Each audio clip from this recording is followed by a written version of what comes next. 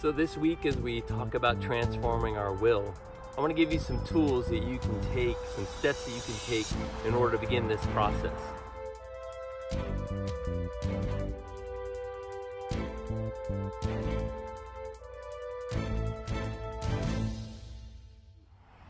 So first of all, let's deal with the 4 steps to transforming your will and assess where you are in them.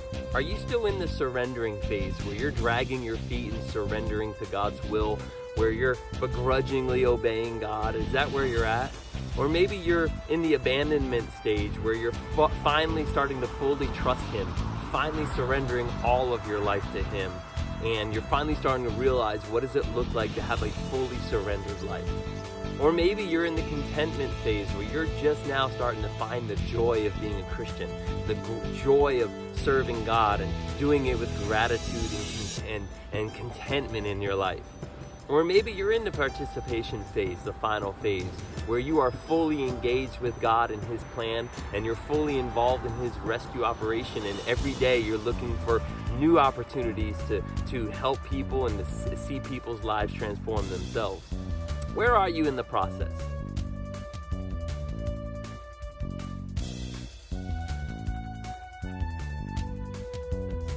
And then when you finally are honest and say, well, here, I'm in step 1, or I'm in step 2, or I'm in between, or maybe I'm at 1.5, then I want you to just confess it to God. Confess and repent to God for what it is that you're holding back. Maybe you've been in the surrender stage for 30 years. It's time to get out. It's time to move into abandonment. And so it takes repenting. It takes confessing, being honest with God and saying, I need your help.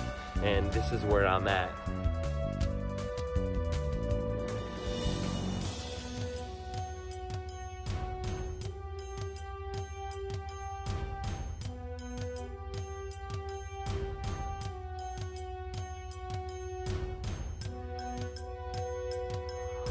And then after you've been honest with God and you've confessed about what position you're in, surrender or abandonment or contentment or participation, ask God to give you some spiritual disciplines that you can use, that He can use in you to move you along in the process. Maybe it's spending some time with Him alone, long periods of solitude. Maybe it's doing some fasting and going without food for a day, or 2, 3, 7 days, whatever. Maybe it's meditating on the Word and studying the Word in quiet time on a daily basis. Maybe whatever it is, maybe it's times of worship, maybe it's acts of service. There are so many of them. Ask the Lord which one that you can use to get from step 1 to step 2, or step 2 to step 3, or to get to the next place. The goal, remember, is to be in step 4, participation. And so this is how our will is transformed. And so just like weeding a garden, just like pulling out the weeds, the transformation process is a process.